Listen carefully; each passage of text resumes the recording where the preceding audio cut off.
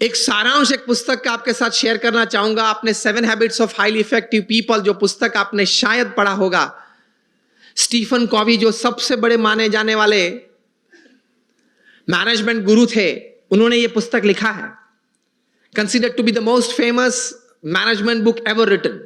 New York Times के best seller में 60 हफ्ते तक ये टॉप पे थी, और आज शायद 90% बी स्कूल्स में जहां MBA की डिग्रीज मिलती हैं यूरोप अमेरिका के साथ, सब स्कूल्स में ये पुस्तक पढ़ाई जाती है।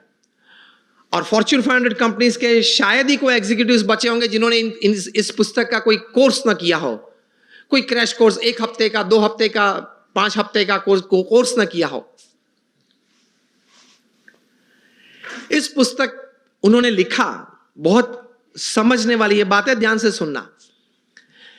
उन्होंने अपने जीवन में यह पुस्तक लिखने से पहले 3000 सक्सेसफुल लोगों का संपर्क किया, जो सिर्फ धन कमाने में या व्यवसाय बढ़ाने में सफल नहीं, बड़े व्यवसाय के साथ जीवन के सभी रोल में सफल थे।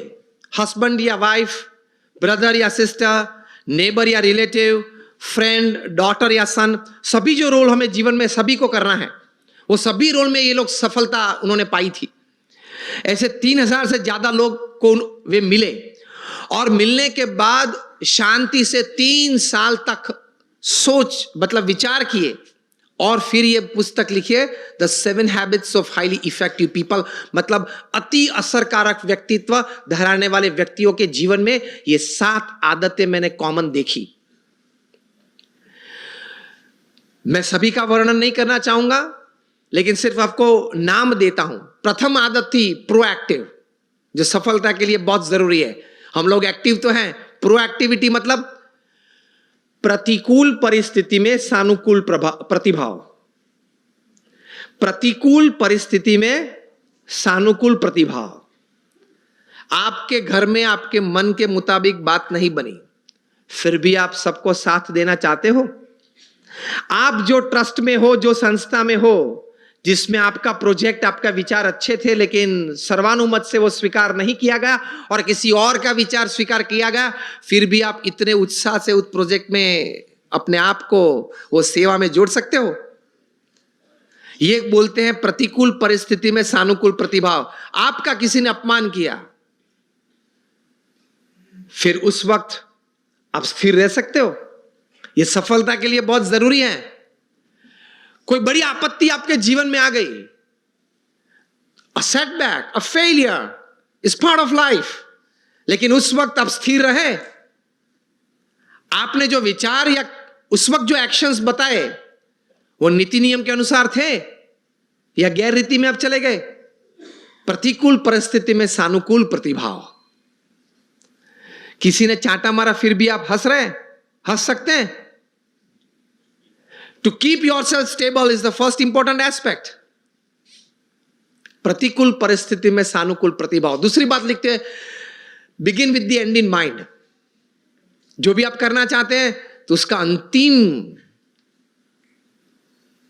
परिणाम आप क्या चाहते हैं वो आप अभी से सोच लें, और अंतिम नतीजा शायद क्या भी आ सकता है वो भी आप तैयार कर लें। तीसरी बात लिखिए, putting first things first, priority. चौथी बात लिखिए, थिंक विन विन। आप भी जीते, मैं भी जीतूं। आप भी पैसा कमाए, मैं भी कमाऊं। आप भी सुखी हो, मैं भी सुखी हूं। क्योंकि ये नेट का जमाना है, एज ऑफ इंफॉर्मेशन है, क्वालिटी कंट्रोल का जमाना है। आप किसी व्यक्ति या किसी कलीग के साथ 1 बार 2 बार चीटिंग कर पाओगे, तीसरी और चौथी बार नहीं। यस और नो? Think win win. मैं जिसके साथ धंधा करता हूं वो भी जीते, मैं भी जीतूं। वो भी सुखी हो, मैं भी सुखी हूं, दोनों कमाए। 5वीं बात लिखी थी, seek first to understand and then to be understood. ये मिलियनर यूथ समृद्ध जीवन के लिए ये आदत बहुत जरूरी है। Seek first to understand and then to be understood. आप पहले वो व्यक्ति को समझने का प्रयत्न करें, फिर वो व्यक्ति मुझे समझे, ऐसी अपेक्षा रखे। हमारी बात ये होती है कि देख, तू मेरा सुन, पहले तू मेरी बात सुन। ये स्टीफन कॉवी लिखते हैं, ये 3000 सक्सेसफुल पीपल के जीवन में ये आदत थी, पहले वे सामने वाले व्यक्ति को शांति से सुनते थे। कभी हम सुनते हैं तो उसके पीछे हमारा विचार ये रहता है कि इसको उत्तर क्या दूं। उत्तर देने के लिए मत सुनना। स्टीफन कॉवी लिखते हैं एम्फैटिक लिसनिंग, समझने के लिए सुनना।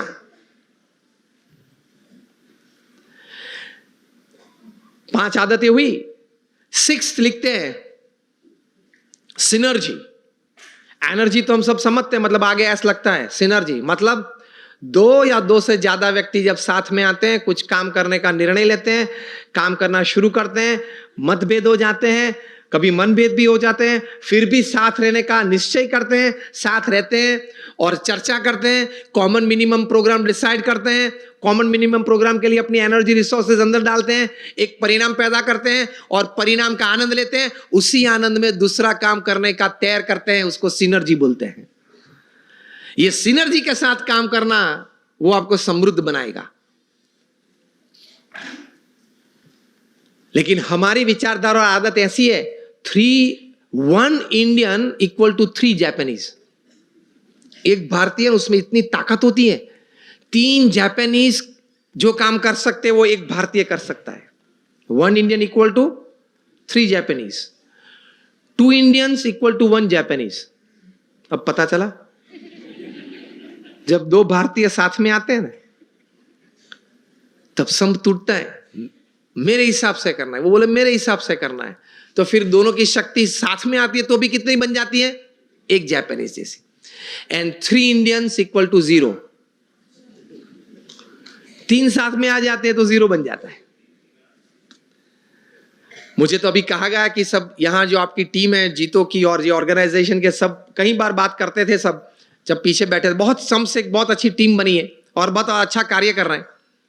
बोल रहे थे कि सब यहां देने आए हैं, निस्वार्थ भाव से सेवा करने आए हैं। तो ये एक भावना है तो ही इतना बड़ा काम होता है, वरना कैसे होता है। और 7th हैबिट लिखते हैं शार्पन योर सॉ। मतलब आपको अगर if you want to cut a tree by a saw तो you have to sharpen it.